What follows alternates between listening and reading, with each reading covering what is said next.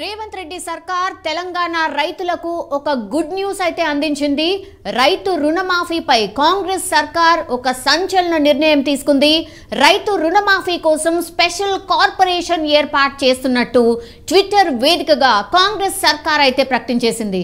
So 30 లక్షల మంది రైతులకు చెందిన 32,000 కోట్ల పంట రుణాలను కాంగ్రెస్ మాఫీ చేయబోతుందని ట్విట్టర్లో తెలంగాణ కాంగ్రెస్ పేర్కొనడం జరిగింది. మరోవైపు రైతుల రుణమాఫీ కోసం త్వరలోనే కాంగ్రెస్ ప్రభుత్వం స్పెషల్ కార్పొరేషన్ ఏర్పాటు కూడా చేస్తుందని తెలియజేసింది. సో ఈ ట్వీట్ కు రైతుల ఫోటోను కూడా జత చేసింది. క్లియర్ గా మనం చూడొచ్చు. సంజయ్ ఉన్నారు, ఇన్పుట్ ఎడిటర్. సంజయ్, ఏంటి పరిస్థితి? నిజంగానే అందరూ ఎదురు చూస్తున్నట్టుగా కొన్ని లక్షల మంది రైతులు ఎదురు చూస్తున్నారు రుణమాఫీకి సంబంధించి. ఎప్పటి వరకు చేయబోతోంది? ఒక ప్రామిస్ అయితే చేసింది, కానీ ఎప్పుడు? సౌమ్య, మొత్తమిన రేవంత్ రెడ్డి గవర్నమెంటు రైతుల కోసం పనిచేస్తుంది. రైతు కోసమే పని చేయాలి. రైతులని ఎన్ని కష్టాలు వచ్చినా కూడా రైతులని ఆదుకుంటామనేసి ఏదైతే ఎన్నికలు ఇచ్చినటువంటి హామీ ఏదైతే ఉంది, మేనిఫెస్టోలో పెట్టినటువంటి 2 లక్షల రుణమాఫీకి సంబంధించినటువంటి గైడ్ లైన్స్ని అయితే రాష్ట్ర ప్రభుత్వము ప్రకటించింది కూడా అని చెప్పుకోవచ్చు. ఈ 2 లక్షల రుణమాఫీకి సంబంధించినటువంటి కొన్ని గైడ్ లైన్స్లని రాష్ట్ర ప్రభుత్వము పొందుపరచడంలో కీలక పాత్ర పోషిస్తుంది. అందులో భాగంగా గతంలో అంటే ఎన్నికల ఇచ్చినటువంటి హామీకి సంబంధించిన ఏదైతే ఉందో ధరణి పోర్టల్ని బంగాళాఖాతంలో తొక్కేస్తాము, పడేస్తాము అనేసి ఏదైతే చెప్పిండో అప్పుడు ప్రతిపక్షం ఉన్నటువంటి రేవంత్ రెడ్డి, ఇప్పుడు సీఎంగా ఉన్నటువంటి రేవంత్ రెడ్డి ఇదే అంశంపైన రాష్ట్ర ప్రభుత్వము పూర్తి స్థాయిలో కసరత్తు చేస్తుంది.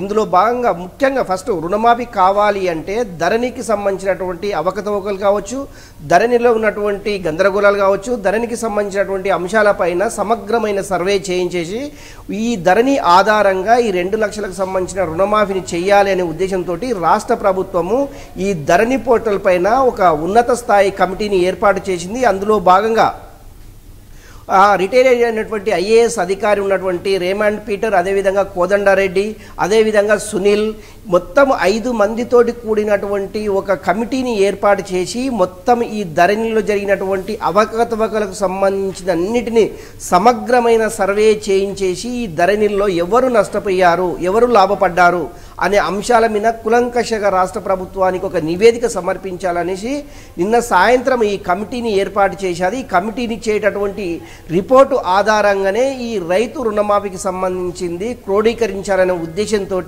పకడ్బందీ ప్లాన్ తోటి ఏర్పాటు చేస్తుందని చెప్పుకోవచ్చు. ఇందులో భాగంగా ఎప్పుడైతే ఈ ధరణికి సంబంధించినటువంటి అంశం ఏదైతే ఉంది, ధరణిలో ఎంతమంది రైతులు అంటే నష్టపోయారు, ఏమేమి దీని ముఖ్యంగా ఒకటి సౌమ్య మనం చెప్పుకున్నట్టు ముఖ్యంగా ఈ ప్రజాపాలనకు సంబంధించినటువంటి ఎక్కడైతే అప్లికేషన్ ఫామ్స్ తీసుకున్నారో ఏదైతే ప్రగతి భవన్ ఇప్పుడున్నటువంటి ప్రజాభవన్కి సంబంధించినటువంటి ఇక్కడ సుమారు ఓన్లీ ధరణికి సంబంధించినటువంటి వాళ్ళే రెగ్యులర్గా ఎక్కువగా మంది వస్తున్నారు, ఎక్కువ పబ్లిక్ వస్తున్నారు. ధరణిలో వాళ్ళు భూమి కోల్పోవడము, పాస్బుక్ ఉన్నా కూడా భూమి లేకపోవడము, భూమి ఉన్నా కూడా పాస్బుక్ లేకపోవడము, అంటే కొంతమంది రైతులు మా యొక్క భూములను కబ్జాలు చేశారు అని కంప్లైంట్లు ఎక్కువ ఇప్పటి వరకు వచ్చినటువంటి సుమారు 13,000కు పైగా కంప్లైంట్లు ఓన్లీ ధరణికి సంబంధించినటువంటి అంశాలు కావడంతో రేవంత్ రెడ్డి ప్రభుత్వము ధరణి పైన ఒక కమిటీని ఏర్పాటు చేసింది.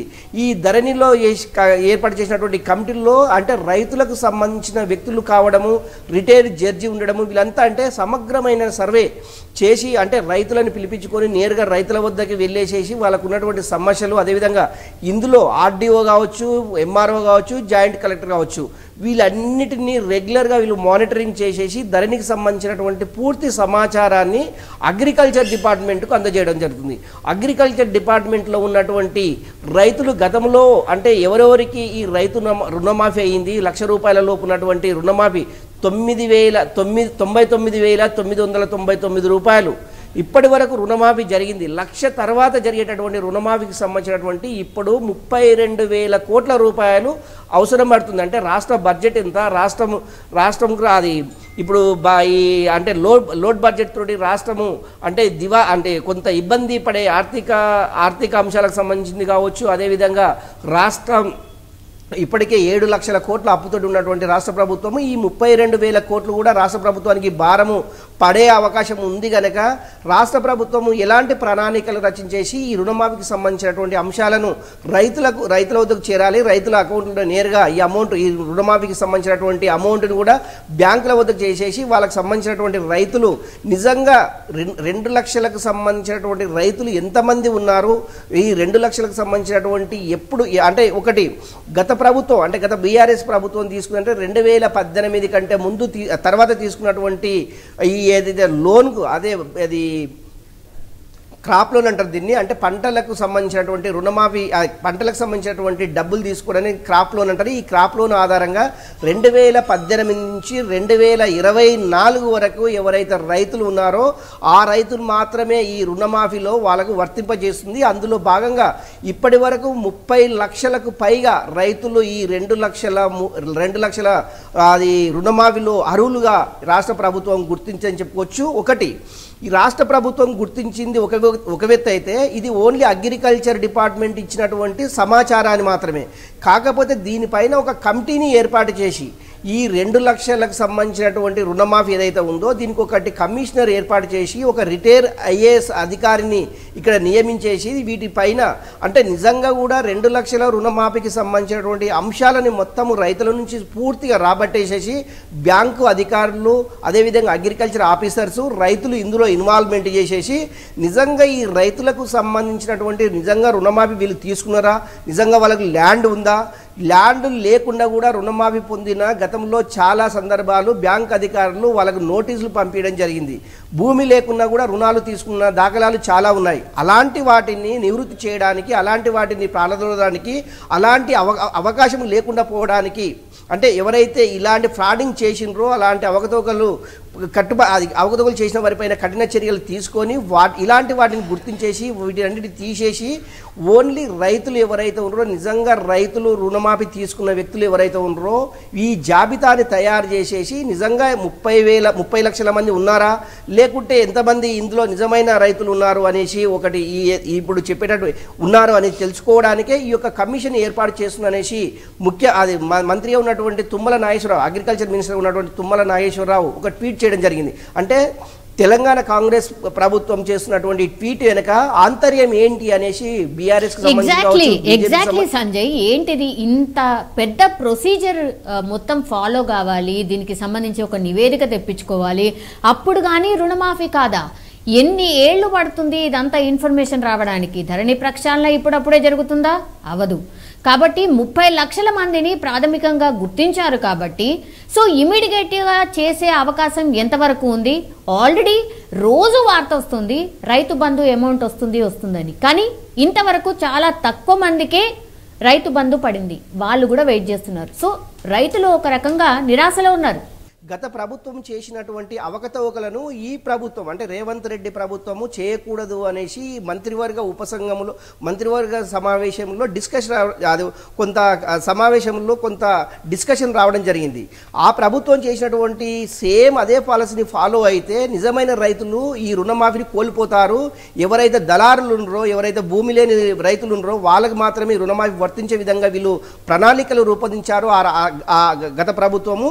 ఆ ప్రభుత్వాన్ని మనము ఈ గత ప్రభుత్వం ఇచ్చినటువంటి ఆధారాలతోటి మనము రుణమాఫీ చేసినట్లయితే రాష్ట్ర ప్రభుత్వం పైన మరింత భారం పడే అవకాశం ఉంది కనుకనే గత ప్రభుత్వం చేసినటువంటి అవకతవకలను దాన్ని మనం నమ్మకూడదు. అలాంటి సమాచారాన్ని మనము నిర్వీర్యం చేయాలి, అలాంటి వ్యక్తులను మనం కఠినంగా శిక్షించాలనే ఉద్దేశంతో రేవంత్ రెడ్డి ప్రభుత్వము ఒక కొత్త కమిషన్ ఏర్పాటు చేసి నిజమైన రైతులని జాబితా విడుదల చేసేసి నిజమైన రైతులకు 2 లక్షలకు సంబంధించినటువంటి రుణమాఫీని మాఫీ చేయాలి అనే ఉద్దేశంతో ఈ యొక్క కమిషన్ ఏర్పాటు చేస్తున్న మనిషి ఈ T2 యొక్క ఉద్దేశం అని చెప్పుకోవచ్చు. అదేవిధంగా రైతు బంధుకు సంబంధించినటువంటిది గతంలో అంటే గత బీఆర్ఎస్ ప్రభుత్వం ఎన్నికల సమయంలో రైతుల అకౌంట్లో రైతు బంధుకు సంబంధించినటువంటి అమౌంట్ని వేయడంతో ఇప్పుడున్నటువంటి అధికారంలో ఉన్నటువంటి అప్పుడు కాంగ్రెస్ పార్టీ ప్రతిపక్షంలో ఉన్నది ఎలక్షన్ల టైంలో రైతు అకౌంట్లో రైతు బంధు డబ్బులు వేయడము ఇది ఎన్నికల కోడ్ ఉల్లంఘన అవుతుందనేసి వాళ్ళు దాన్ని ఆపిపియడం జరిగింది. అందులో భాగంగా ఇప్పుడు అధికారంలోకి వచ్చినటువంటి కాంగ్రెస్ ప్రభుత్వము అంటే ఒకటి అప్పుడు గతంలో ఉన్నటువంటి ఆ అవకతవకల లేకుంటే ఇప్పుడు జరుగుతున్నటువంటి అవకతవకల పక్కన పెడితే, ఒకటి రైతులకు, నిజమైన రైతులకు రైతు బంధు కావచ్చు, రైతు రుణమాఫీ కావచ్చు, రైతులకు పంట సహాయంకి ఇచ్చినటువంటి అమౌంట్ ఏదైనా కానివ్వండి, నిజమైన రైతులకు అందించాలనే ఉద్దేశంతో రేవంత్ రెడ్డి ప్రభుత్వం పనిచేస్తుందని చాలా స్పష్టంగా వాళ్ళు చెప్పడం జరిగింది. అందులో భాగంగా ఇప్పటివరకు ఎకరా భూమి ఉన్నటువంటి రైతులకైతే ఇప్పుడు 5,000 చొప్పున వాళ్ళకు అమౌంట్ పడిపోయింది. మిగతా వరకు దశల వారీగా, అంటే విడతల వారీగా వాళ్ళకు అమౌంట్ మిగతా రైతులకు కూడా, అంటే 5 ఎకరాలు 10 ఎకరాల లోపు సంక్రాంతి వరకు ఈ అమౌంట్ వేస్తామనేసి మంత్రి తుమ్మల నాగేశ్వరరావు దీనిపైన ఒక స్పష్టమైన ఆదేశాలు అధికారులకు ఇవ్వడం జరిగింది. ఏదేమైనా కూడా ఒకటి రుణమాఫీ, ఒకటి రైతు బంధు, వీటన్నిటిపైన నిజమైన రైతులకు అందించాలి అంటే, నిజమైన రైతులు ఈ యొక్క లబ్ధిని, ఈ యొక్క సబ్సిడీని అది వాళ్ళ అకౌంట్లకు చేరాలి అంటే దీనిపైన ఒక కమిషన్ ఏర్పాటు చేయాలి. ఈ కమిషన్ ఏర్పాటు చేస్తేనే నిజమైన రైతులుగా ఆ రైతుల రుణమాఫీ కావచ్చు, రైతు బంధు కావచ్చు వాళ్ళకు అందజేయబడుతుంది అనేసి రాష్ట్ర ప్రభుత్వం యోచిస్తుంది. గతంలో జరిగిన, మనం ఇంతకుముందు చెప్పుకున్నట్టు గతంలో జరిగినటువంటి ఏదైతే రైతు బంధు కావచ్చు, రుణమాఫీ కావచ్చు, ధరణిలో జరుగుతున్నటువంటి అవకతవకలు కావచ్చు, వీటన్నిటిపైన సమగ్రమైన సర్వే, సమగ్రమైన విచారణ, సమగ్రమైనటువంటి నివేదిక రాష్ట్ర ప్రభుత్వానికి అందించి దాన్ని ఫాలో అయితేనే రైతులకు మేలు జరుగుతుందన్న ఉద్దేశంతో ఇలాంటి ఈ కమిటీలు కావచ్చు, కమిషన్లు కావచ్చు ఏర్పాటు చేయడంలో రాష్ట్ర ప్రభుత్వం ముందుంటుందనేసి అగ్రికల్చర్ సంబంధించినటువంటి మంత్రి తుమ్మల నాగేశ్వరరావు, అదేవిధంగా ముఖ్యమంత్రి రేవంత్ రెడ్డి దీనిపైన ఒక స్పష్టమైన ఆదేశాలు జారీ చేయడం జరిగింది. ఇది ఒకటి. నిజంగా కూడా గతంలో ధరణి పోర్టల్ అనేది ఒక ప్రైవేటు డేటా ఎంట్రీ సెంటర్కి ఇవ్వడంతో చాలామంది రైతులు భూమి ఉన్నా కూడా పాస్బుక్లు రాలేదు, పాస్బుక్లు ఉన్నా కూడా అక్కడ భూమి లేదు. ఇలాంటి అవకతవకలు అప్పటి ప్రభుత్వం చేసింది కనుకని ధరణి వల్ల నిజమైన రైతులు భూములను కోల్పోతున్నారనే ఉద్దేశంతో కొత్తగా ఈ ధరణి పైన ఒక కమిటీ, అదేవిధంగా రైతు రుణమాఫీ పైన ఒక కమిషన్ ఏర్పాటు చేసేసి నిజమైన రైతులకు ఈ రుణమాఫీ కావచ్చు, ధరణి, అదేవిధంగా అది రైతు బంధు కావచ్చు, ఈ ప్రభుత్వం అందజేయడంలో ముందుంటుందనేసి రాష్ట్ర ప్రభుత్వం చెప్తుంది. సౌమ్య, అవకాశం కనిపిస్తోంది సంజయ్ దీనికి. అంటే అందరూ ఎదురు చూస్తుంది ఎప్పటి నుంచి అని. ఇట్లా గుడ్ న్యూస్ చెప్పడం వదిలేయడమేనా, లేదంటే ఒక టైం బాండ్ పెట్టుకొని దానికి తగ్గట్టుగా వర్క్ చేస్తుందా రాష్ట్ర సర్కార్? ఎప్పటి నుంచి అందుతుంది రుణమాఫీ, ఎప్పుడు అవుతుంది? ఒకటి సౌమ్య, కొత్తగా కొలుదిరినటువంటి కాంగ్రెస్ ప్రభుత్వం నెల రోజులు గడుస్తుంది. కాకపోతే ఒకటి ఏంటంటే, రాష్ట్ర ప్రభుత్వానికి సంబంధించినటువంటి ఆర్థిక విధానాలు ఏంటిది, రాష్ట్ర ప్రభుత్వానికి సంబంధించినటువంటి ఆర్థిక పరిస్థితులు ఏంది. ఎందుకంటే 10 సంవత్సరాల నుంచి సుమారు ఇప్పటి వరకు 7 లక్షల కోట్ల రూపాయలు రాష్ట్ర ప్రభుత్వం అప్పుల్లో కొట్టుమిట్టాడుతున్న సంగతి మనందరికీ తెలిసిన విషయమే. కాకపోతే మరింత భారం మళ్ళీ ఈ రైతు రుణమాఫీ 2 లక్షల రుణమాఫీ చేసినట్లయితే 32,000 కోట్లకు ఈ యొక్క రాష్ట్ర ప్రభుత్వం పైన మరింత భారం పడే అవకాశం ఉంది. కాకపోతే ఈ యొక్క రైతు రుణమాఫీని ఏ విధంగా అధిగమించాలి, ఫండింగ్ ఏ విధంగా సమకూర్చాలనే కోణంలో రాష్ట్ర ఆర్థిక నిపుణులతోటి, అదేవిధంగా అగ్రికల్చర్ డిపార్ట్మెంట్లో ఉన్నటువంటి సీనియర్ అధికారులతోటి రాష్ట్ర ప్రభుత్వము అయితే కొంత చర్చలు అయితే జరుపుతుంది. నిజంగా ఈ 32,000 కోట్లు ఒకేసారి రైతుల రుణమాఫీ చేస్తారా, లేకుంటే దశల వారీగా చేస్తారు అనే దాని మీద కొంత చర్చోపచర్చలు అయితే జరుగుతున్నాయి. ఒకటి, జిల్లాల వారీగా, అంటే గతంలో కొన్ని జిల్లాలు పైలట్ ప్రాజెక్టుగా కొన్ని జిల్లాలు తీసుకున్న గత ప్రభుత్వం ఏదైతే దళిత బంధు కావచ్చు, రకరకాల రాష్ట్ర ప్రభుత్వానికి సంబంధించినటువంటి సంక్షేమ పథకాలకు సంబంధించిన ఏదైతే ఉందో జిల్లాల వారీగా తీసుకుంటుందా, లేకుంటే ఆ రైతుల యొక్క జీవన స్థితిగతులపై తీసుకుంటుందా అనేది అయితే వేచి చూడాలి. ఒకటి, ఎప్పటిలోగా అనేది ఇప్పటి వరకు అయితే ఒక నిర్దిష్టమైనటువంటి డేట్ కానీ ఒక రోజు కానీ ఇంతవరకు అయితే రాష్ట్ర ప్రభుత్వం ఎక్కడ స్పష్టం చేయలేదు.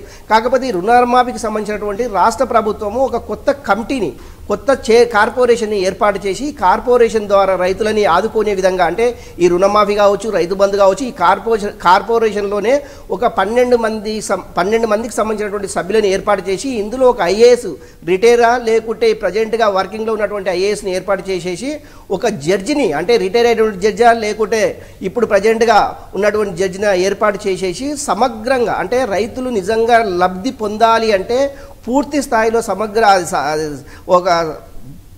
సమాచారాన్ని రాబట్టుకొని సమాచారాన్ని తెప్పించుకొని వాటిని ఆధారంగానే ఈ రుణమాఫీ కావచ్చు, అదేవిధంగా రైతు బంధు కావచ్చు, రైతు ఇన్సూరెన్స్ కావచ్చు, వీటన్నిటిని ఈ యొక్క కార్పొరేషన్ ద్వారానే ఏర్పాటు చేయాలనే ముఖ్య ఉద్దేశంతో రాష్ట్ర ప్రభుత్వము ఒక కార్పొరేషన్ ఏర్పాటు చేయబోతుందని చెప్పుకోవచ్చు. ఒకటి ఎప్పటిలోగా ఏంది అనేది స్పష్టమైన అంటే ఒక సమగ్రమైనటువంటి సమయం కానివ్వండి, డేట్ కానివ్వండి, వీటిపైన ఇప్పటివరకు అయితే రాష్ట్ర ప్రభుత్వం ఎక్కడ ప్రకటించలేదు. ఒకటి మనం చెప్పవలసిన అంశం ఏంది అంటే మొత్తం మీద రాష్ట్ర ప్రభుత్వం అంటే గతంలో ఎన్నికలు ఇచ్చినటువంటి 2 లక్షల రుణమాఫీకి కట్టుబడి ఉంది రాష్ట్ర ప్రభుత్వము, రేవంత్ రెడ్డి ప్రభుత్వం అనేసి ఒకటి స్పష్టమైన ఆదేశాలు అయితే ఇచ్చింది.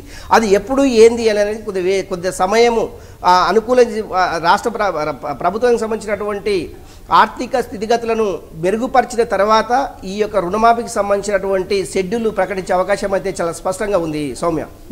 ఆల్రెడీ సంజయ్, మొత్తం మీద అది రేవంత్ రెడ్డి సర్కార్ అయితే తెలంగాణ రైతులకు ఒక గుడ్ న్యూస్ అయితే అందించింది. రైతు రుణమాఫీపై కాంగ్రెస్ సర్కార్ ఒక సంచలన నిర్ణయం అయితే తీసుకుంది. రైతు రుణమాఫీ కోసం స్పెషల్ కార్పొరేషన్ ఏర్పాటు చేస్తున్నట్టు ట్విట్టర్ వేదికగా కాంగ్రెస్ సర్కార్ అయితే ప్రకటించేసింది. సో 30 లక్షల మంది రైతులకు చెందిన 32,000 కోట్ల పంట రుణాలను కాంగ్రెస్ మాఫీ చేయబోతుందని ట్విట్టర్లో తెలంగాణ కాంగ్రెస్ అయితే పేర్కొంది. మరోవైపు రైతుల రుణమాఫీ కోసం త్వరలోనే కాంగ్రెస్ ప్రభుత్వం స్పెషల్ కార్పొరేషన్ ఏర్పాటు చేస్తుందని కూడా తెలియజేసింది.